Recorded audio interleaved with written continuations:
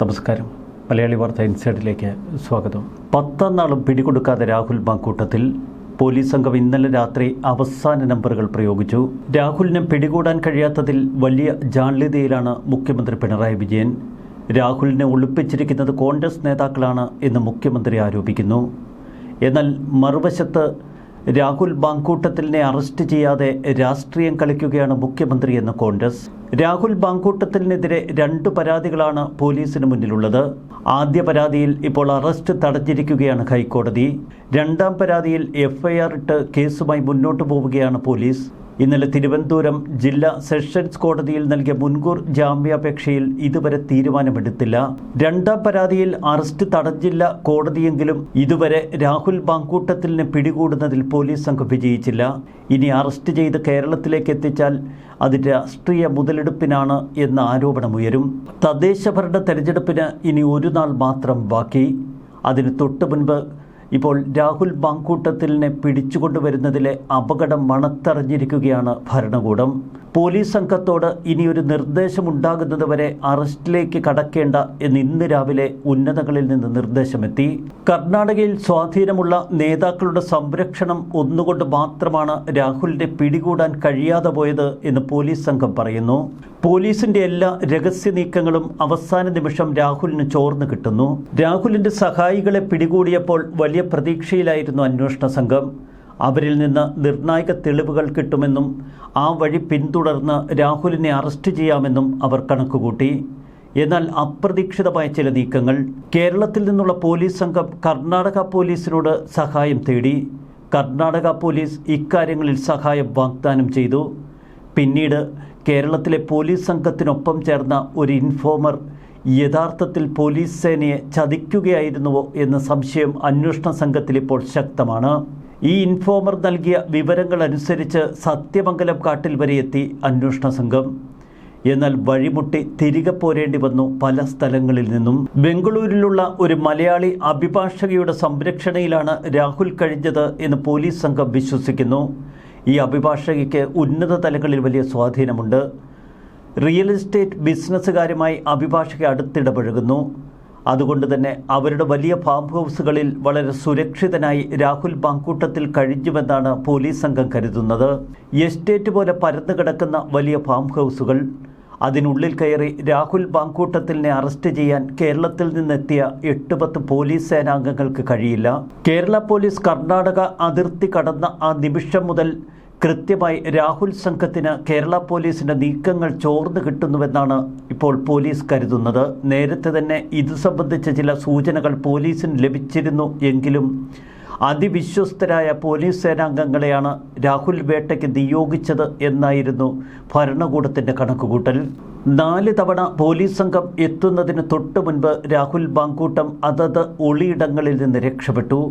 ഇതാണ് പോലീസിനെ കൂടുതൽ കുഴക്കിയത്. പിന്നീട് അഭിഭാഷകയുടെ സഹായിയെ കസ്റ്റഡിയിലെടുത്തുവെന്നും അഭിഭാഷക തന്നെയാണ് രാഹുൽ മാങ്കൂട്ടത്തിലിനെ സഹായിക്കുന്നത് എന്ന് അന്വേഷണ സംഘം മനസ്സിലാക്കിയെടുത്തു. ഇതിനെ തുടർന്ന് അഭിഭാഷകയെ കസ്റ്റഡിയിലെടുക്കാനുള്ള നീക്കം നടത്തി. എന്നാൽ അവർക്ക് ഉന്നതങ്ങളിൽ വലിയ സ്വാധീനമുണ്ട്. ആദ്യ കേസിൽ പിടികൂടാൻ കഴിയില്ല എന്ന് ഇന്നലെ രാവിലെ തന്നെ പോലീസ് മനസ്സിലാക്കി. അങ്ങനെയെങ്കിൽ 2ാം കേസിലെങ്കിലും ഇന്നലെ അറസ്റ്റ് ചെയ്യാനാണ് പോലീസ് സംഘത്തിന് ഉന്നതങ്ങളിൽ നിന്നുള്ള നിർദ്ദേശം ലഭിച്ചത്.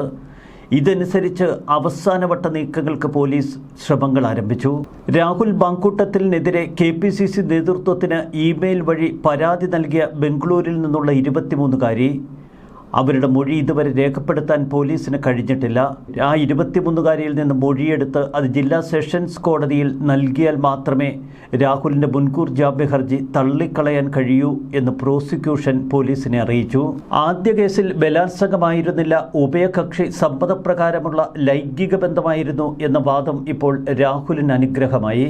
എന്നാൽ 2ാമത്തെ കേസിൽ വിവാഹ വാഗ്ദാനം നൽകി ക്രൂരമായി ബലാത്സംഗം ചെയ്തുവെന്ന പരാതിയാണ് ഇമെയിലിൽ ലഭിച്ചത്. യുവതിയിൽ നിന്ന് സമാനമായ മൊഴി രേഖപ്പെടുത്താൻ കഴിഞ്ഞാൽ ആ കേസ് കടുപ്പിക്കാം എന്ന് പോലീസ് സംഘം കണക്കുകൂട്ടുന്നു.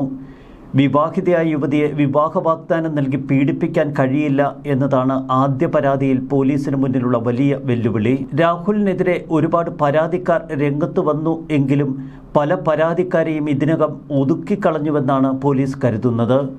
നിയമം ഭാഗത്തു നിന്ന് രാഹുലിനെതിരെ കൂടുതൽ ഗൗരവ സ്വഭാവമുള്ള ആരോപണമുയർന്നിരുന്നു.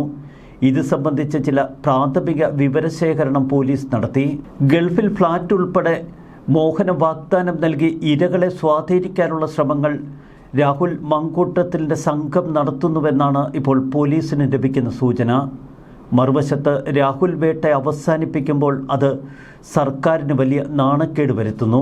ബലാത്സംഗ കേസിൽ ഹൈക്കോടതി അറസ്റ്റ് വിലക്കി ഇടക്കാല ഉത്തരവ് നൽകിയതാണ് രാഹുലിന് പെട്ടെന്ന് മൈലേജ് ഉയരാനുള്ള കാരണം. കോടതിയുടെ പരിഗണനയിലുള്ള കേസിൽ അറസ്റ്റ് തടഞ്ഞ സാഹചര്യത്തിൽ തിരച്ചിലുമായി മുന്നോട്ടു പോകുന്നതിൽ ഒട്ടനവധി പ്രായോഗിക പരിമിതികളുണ്ട് എന്ന് അന്വേഷണ സംഘം ഇന്നലെ വിലയിരുത്തി.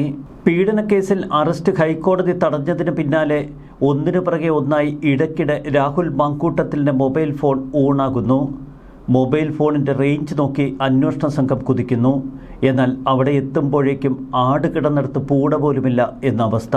ബലാത്സംഗ കേസിലെ ആദ്യ പരാതിയിൽ ഹൈക്കോടതി അറസ്റ്റ് തടഞ്ഞതിന് തൊട്ടു പിന്നാലെ ഇരട്ടി സ്പീഡിലായി രാഹുൽ മങ്കൂട്ടത്തിലിൻ്റെ നീക്കം. അഭിഭാഷകരും അതനുസരിച്ച് വേഗത കൂട്ടി. തുടർന്ന് ഇന്നലെ ജില്ലാ സെഷൻസ് കോടതിയിലേക്ക് രാഹുലിൻ്റെ അഭിഭാഷകർ പാഞ്ഞെത്തുന്നത് നമ്മൾ കണ്ടു. മുൻകൂർ ജാമ്യാപേക്ഷയിൽ വിശദമായ വാദം തിങ്കളാഴ്ച തുടരും.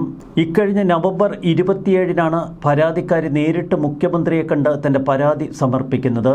ഇതിന് തൊട്ടു പിന്നാലെ അതിവേഗ നീക്കങ്ങളാണ് ഭരണകൂടത്തിൻ്റെ ഭാഗത്തു നിന്ന് നമ്മൾ കണ്ടത്. പെട്ടെന്ന് തന്നെ ക്രൈംബ്രാഞ്ച് സംഘത്തെ കേസ് ഏൽപ്പിച്ചു.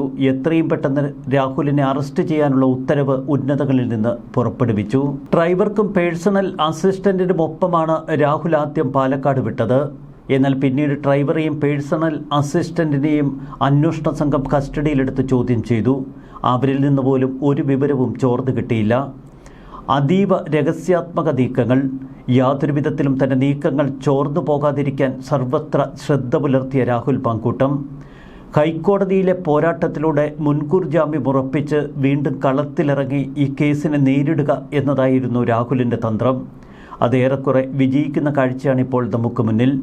ആദ്യ കേസിൽ രാഹുലിന് അനുകൂലമായ തലത്തിൽ കാര്യങ്ങൾ എത്തി നിൽക്കുമ്പോൾ രണ്ടാം കേസിൽ ഇര എവിടെ നിന്ന് എന്നതിനെക്കുറിച്ച് ഇപ്പോഴും രൂപമില്ലാതെ തെക്ക് വടക്ക് നടക്കുകയാണ് അന്വേഷണ സംഘം.